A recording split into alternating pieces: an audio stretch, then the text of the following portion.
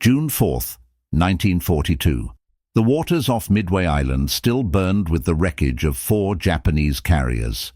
Smoke rose in vertical columns across the horizon, staining the Pacific sky with ash and diesel fumes. Lieutenant Commander John Thatch brought his Wildcat around in a wide arc, scanning for stragglers. His gloves were slick inside with sweat.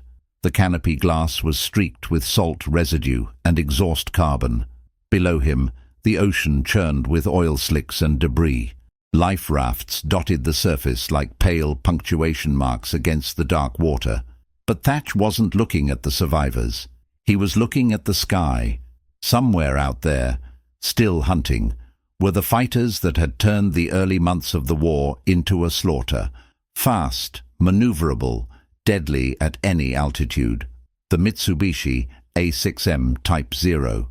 Thatch had seen them rip through formations with an ease that felt impossible. They turned inside American aircraft like predators circling slower prey. They climbed like rockets. They stayed airborne longer than anything the United States Navy could field. And every time American engineers tried to explain their capabilities, the numbers didn't add up. The Zero shouldn't exist. Not with that performance, not with that range. But it did. And for the first year of the Pacific War, it had ruled the sky with a lethality that was both elegant and absolute. Thatch leveled off at 8,000 feet and keyed his radio. Blue section, this is lead. Form up on me. We're heading home. Static crackled. Then a voice, young and strained. Lead, this is Blue 3. I've got a contact. Low. Heading northwest. Thatch's stomach tightened. Can you identify? A pause. Then, it's a Zero. Smoking. Real slow. Thatch didn't hesitate. Blue 3, stay with it. Do not engage. Mark the heading and altitude. I want eyes on that plane until it goes down. Copy. Lead. Thatch turned west and pushed the throttle forward.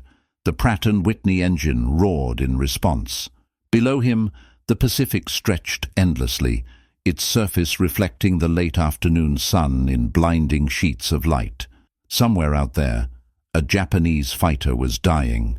And if they were lucky, if the fates aligned just once, it might fall where they could reach it, because the United States Navy needed that plane.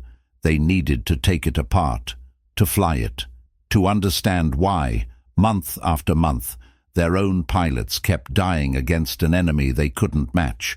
The pattern had been clear since Pearl Harbor. Zeros appeared suddenly, often without warning. They climbed faster than American fighters. They turned tighter. They stayed longer. And when they struck with surgical precision. At Wake Island, Marine pilots in Wildcats had fought valiantly, but the Zeros simply outmaneuvered them. In the Philippines, P-40 Warhawks had been shredded in the opening days of the invasion. Over Rabaul, over Java, over the Coral Sea, everywhere the United States military met the Zero, the result was the same. Losses mounted, debriefings piled up. Intelligence officers compiled reports that read like autopsy findings. Pilots who survived described the same phenomena: impossible climb rates, sustained high G turns, and an operational ceiling that seemed to defy physics. The Grumman F-4F Wildcat, the Navy's primary carrier-based fighter, was tough. It could take punishment. It had reliable armor and self-sealing fuel tanks. But it was slow. It climbed like a freight elevator. And in a dogfight against a Zero, those disadvantages were often fatal. American engineers at Wright Field and the Naval Aircraft Factory studied every scrap of intelligence they could gather: fragments of downed Zeros, gun camera footage, pilot testimonies. They built models. They ran calculations. They tested theories, but theory wasn't enough. You couldn't simulate the Zero's agility on paper. You couldn't replicate its handling characteristics in a wind tunnel. You couldn't understand why it flew the way it did without sitting in the cockpit, pulling the stick, feeling the airframe respond. To beat the Zero, they needed to fly one, and until June 1942, that had been impossible. Lieutenant Edward Dutch Wendt stood in the intelligence briefing room aboard the USS Enterprise, staring at a blackboard covered in diagrams, silhouettes of aircraft, speed charts, altitude comparisons. Every piece of data the Navy had compiled on the A6M. Beside him, Lieutenant Junior Grade Albert Utley tapped a pencil against his notepad. "You really think we can crack it?" Wendt didn't look away from the board. "We don't have a choice." Utley nodded slowly. He'd seen the casualty reports. He'd flown against Zeros twice and survived both encounters only because his wingman had drawn fire at the last second. The second time, that wingman hadn't made it home. "The problem," Wendt continued, "is we're always reacting. They pick the terms of engagement. They dictate altitude, speed, angle. We're fighting their fight. So what changes that?" Wendt finally turned. His expression was calm, but his eyes carried the weight of too many empty bunks. "We need one intact." "Good luck with that," Utley said quietly. "They don't land. They don't bail. They ram if they have to." "I know." And he did. The Zero pilots fought with a philosophy that was both admirable and terrifying. Surrender was not an option. Capture was unthinkable. The aircraft itself was a sacred instrument, and allowing it to fall into enemy hands was a dishonor worse than death. But war had a way of creating exceptions, and on June 4th, 1942, an exception finally occurred. The damaged Zero pilot's name was Flight Petty Officer Tadayoshi Koga. He had launched from the carrier Ryujo hours earlier as part of the second wave targeting Midway. His aircraft, tail number V-173, had performed flawlessly through the initial attack run, but during the return leg, a single .50 caliber round from a Marine gunner on the ground had severed a fuel line. The damage was small, almost negligible, but at cruising speed, fuel began to leak. Koga noticed it 20 minutes into his return flight. The gauge dropped steadily. He throttled back, conserving fuel, calculating distance. The math was unforgiving. He wouldn't make it to the carrier. Standard protocol dictated a water landing near friendly ships. Destroyers could recover pilots if the ditching was controlled, but Koga's formation had scattered. No destroyers were in visual range. The radio was silent except for static. He turned northwest, toward Akutan Island. It was a gamble. The island was barren, uninhabited, and barely large enough to support a beach landing, but it was closer than open water, and if he could set the plane down intact, there was a chance, however slim, that a Japanese submarine or seaplane could retrieve him. He descended slowly, keeping the engine RPM low to preserve fuel. The coastline came into view. Rocky, uneven, but there was a stretch of marshy ground near the eastern shore. Flat enough, soft enough. Koga lowered his landing gear. He didn't know that the marsh was deeper than it looked. He didn't know that the soft ground would catch his wheels like a trap. And he didn't know that the impact, though survivable, would snap his neck on contact. The Zero came to rest upside down, nose buried in the tundra, tail pointing skyward, silent, intact, waiting. It took 3 weeks for the UBS Navy to locate Koga's Zero. A PBY Catalina flying a reconnaissance sweep spotted the wreckage on June 10th. The pilot radioed the coordinates immediately. Within hours, a recovery team was dispatched from Dutch Harbor. The operation was delicate. The Zero had to be extracted without further damage. Every panel, every wire, every control surface had to remain intact. Engineers aboard the seaplane tender USS Gillis supervised the salvage, using cranes and wooden pallets to lift the aircraft from the marsh. Koga's body was removed with full military honors. His personal effects were catalogued. His identification was recorded. He was buried on Akutan Island with a marker noting his rank and service. The Zero was crated and shipped to Naval Air Station North Island in San Diego. It arrived in early July. Waiting for it was a team of engineers, test pilots, and intelligence officers who had spent months trying to understand an aircraft they had never touched. Now, for the first time, they could. The restoration took 2 weeks. Technicians cleaned the mud from the fuselage. They drained the remaining fuel. They inspected the engine, a Nakajima Sakae 12, 14-cylinder radial, producing 940 horsepower. They examined the landing gear, the control cables, the ammunition bays. Everything was photographed, measured, documented. The construction was startling. The Zero's airframe was extraordinarily light. The skin panels were thin, too thin by American standards. There was no armor plating behind the pilot's seat, no self-sealing fuel tanks. The structural supports were minimalistic, designed for agility rather than durability. It was a fighter built on a single philosophy: speed and maneuverability above all else. And that philosophy had made it the most dangerous aircraft in the Pacific. Lieutenant Commander Eddie R. Sanders was assigned as the primary test pilot. He had logged over 2,000 hours in Navy fighters. He had flown Wildcats, Dauntlesses, and experimental prototypes. He understood aircraft the way a surgeon understands anatomy.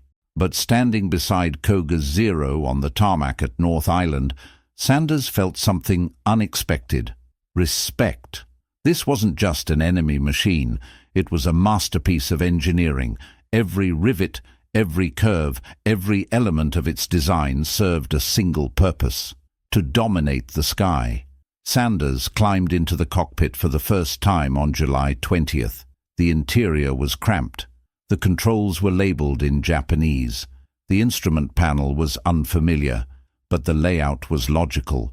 Throttle on the left, stick in the center, rudder pedals at his feet.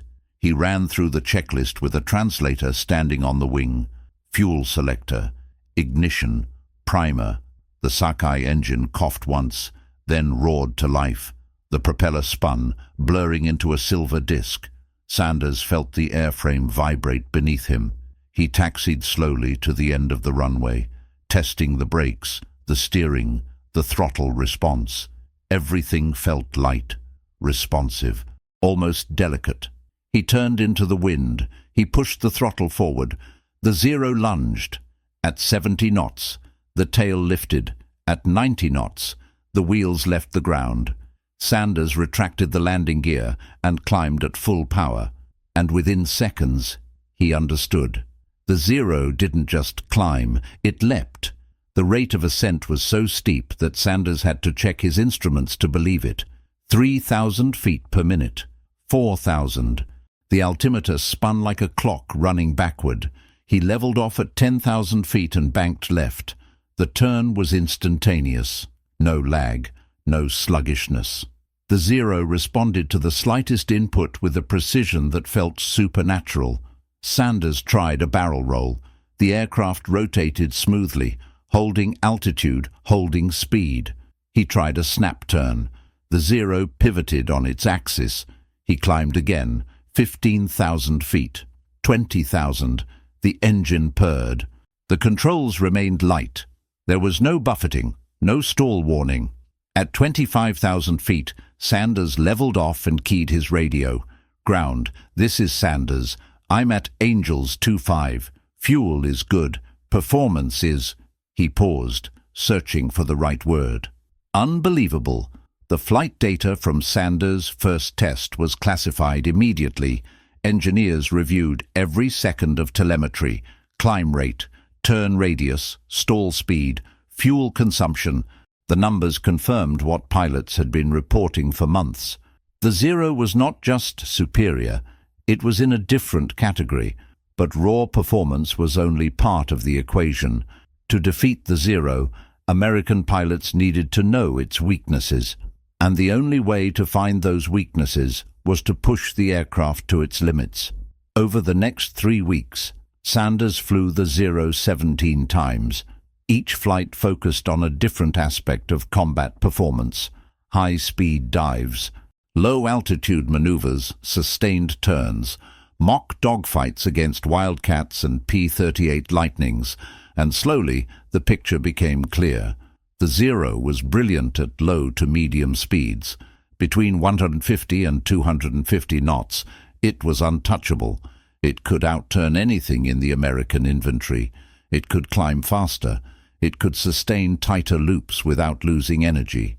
But above 300 knots, something changed. The control surfaces stiffened. The ailerons became heavy, sluggish. At high speeds, the Zero couldn't roll quickly. It couldn't maneuver aggressively without risking structural failure. Sanders tested this repeatedly. He dove the Zero from 20,000 feet, accelerating past 350 knots. The stick vibrated. The airframe groaned. When he tried to pull into a sharp turn, the aircraft resisted. He leveled off and climbed again. He repeated the test. Same result. The Zero was a dogfighter, not a high-speed interceptor. And that was its weakness. On August 12, 1942, Sanders flew a mock engagement against Lieutenant Commander James Flatley in a Wildcat. The test was simple. Flatley would simulate a defensive position. Sanders, in the Zero, would attack from altitude. The goal was to see if the Wildcat could survive using only speed and energy tactics. They climbed to 15,000 feet and separated. Sanders rolled, inverted, and dove. The Zero accelerated instantly. The wind howled past the canopy. The engine sang at full throttle. Ahead, Flatley's Wildcat grew larger. Sanders closed to within 500 yards. Flatley didn't turn. He didn't climb. He dove. Straight down. Full throttle. Maximum speed. Sanders followed, pulling the stick back to track him. But the Zero's controls locked up. The dive was too steep. The speed was too high. He couldn't adjust his angle without risking a structural collapse. Flatley leveled off at 5,000 feet and turned hard left. By the time Sanders recovered from the dive and maneuvered into a pursuit angle, Flatley had gained 1,000 yards. They repeated the engagement. Same result. The Zero could chase, but it couldn't catch. Not at high speed. After the flight, Sanders and Flatley sat in the debriefing room, reviewing gun camera footage. "That's it," Flatley said quietly. "That's how we beat them." Sanders nodded. "And don't turn, don't climb, dive and extend, force them into high-speed maneuvers. And when they can't follow, you reverse, you re-engage on your terms." Flatley leaned back in his chair. For the first time in months, he allowed himself a thin smile. "We've been fighting their fight. Now we fight ours." The tactical recommendations were compiled into a classified report and distributed to every fighter squadron in the Pacific Fleet. The document was titled Tactical and Technical Analysis of the Mitsubishi A6M2 Type 0 Fighter. It included performance charts, diagrams, recommendations, and a single, clear conclusion. Do not engage the Zero in sustained turning combat.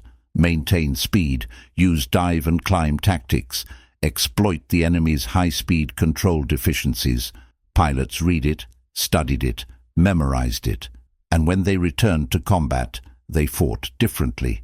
By September 1942, the tactical shift was already visible. At Guadalcanal, Marine pilots in Wildcats began using vertical maneuvers to counter Zeros. They dove from altitude, struck fast, and climbed away before the enemy could respond. Casualties dropped. Kill ratios improved. In October, Navy squadrons adopted the same doctrine. The Thatch Weave, a defensive maneuver developed by John Thatch months earlier, became standard training. Pilots flew in pairs, covering each other, denying the Zero its turning advantage. The Zero was still dangerous. It still killed, but it was no longer invincible. And as newer American fighters entered service, the F-6F Hellcat, the F-4U Corsair, the P-38 Lightning, the tactical lessons learned from Koga's Zero became the foundation of air superiority in the Pacific. The Hellcat, in particular, was designed with the Zero in mind. It was faster, more durable. And while it couldn't turn with a Zero, it didn't need to. It fought at high speed, using energy tactics, dictating the terms of engagement. By 1943, the Zero's dominance was over. By 1944, American pilots were hunting them. By 1945, they were memories. Edward Sanders flew combat missions throughout the rest of the war. He survived. He returned home. He never spoke publicly about the Zero he had tested. The aircraft itself was eventually retired and placed in storage. For decades, it remained in a Navy warehouse, largely forgotten. In the 1970s, it was restored and placed on display at the National Museum of Naval Aviation in Pensacola, Florida. Visitors walk past it every day. Most stop briefly. Some take photographs. Few understand what it represents. Koga's Zero still rests in Pensacola. The fuselage is faded. The rising sun emblem on the tail has been carefully preserved. The cockpit glass is scratched. The landing gear struts show signs of corrosion, but the aircraft is complete, and standing beside it, you can still see the elegance, the ruthless efficiency, the engineering philosophy that made it the most feared fighter of 1942. You can also see its limitations: the thin skin, the exposed fuel tanks, the lack of armor, the design choices that prioritized agility over survivability. It was a weapon built for a specific kind of war, a war of speed and maneuver, a war where the first strike decided everything. But war evolved, and the Zero couldn't. In the archives of the National Museum of Naval Aviation, there is a folder containing Sanders of flight reports, 17 documents, each one typed on a manual typewriter, each one stamped with classification markings that were removed decades ago. The language is technical, precise, unemotional, but between the lines there is something else. Respect, not for the enemy, not for the war, but for the machine, for the engineers who designed it, for the pilots who flew it, for the philosophy that created it, and for the reality that, in the summer of 1942, it was the standard by which all others were measured. On June 4, 1943, exactly 1 year after the Battle of Midway, a formation of F-6F Hellcats engaged a flight of Zeros near Rabaul. The American pilots dove from altitude. They struck fast. They extended before the Zeros could respond. 3 Zeros were shot down. No American aircraft were lost. After the engagement, the flight leader radioed back to base. His report was brief. Enemy aircraft destroyed. No friendly casualties. Tactics effective. He didn't mention the Zero. He didn't need to. By then, everyone knew. The sky had changed.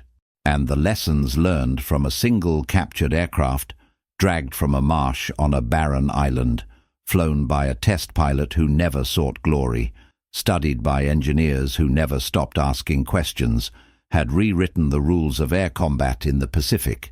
Tadayoshi Koga never knew. He died in the marsh on Akutan Island, believing his mission had ended in failure. But his aircraft became the key, and because of it, thousands of American pilots came home. The museum closes at 5 p.m. The lights dim, the crowds disperse. The Zero rests in silence. Somewhere in the archives, Sanders' reports gather dust. And somewhere in the Pacific, beneath the waves, lie the wrecks of aircraft that never had a chance, because no one had tested them, no one had understood them, no one had learned. But in the summer of 1942, for one brief and critical moment, the United States Navy did, and the war in the sky was never the same.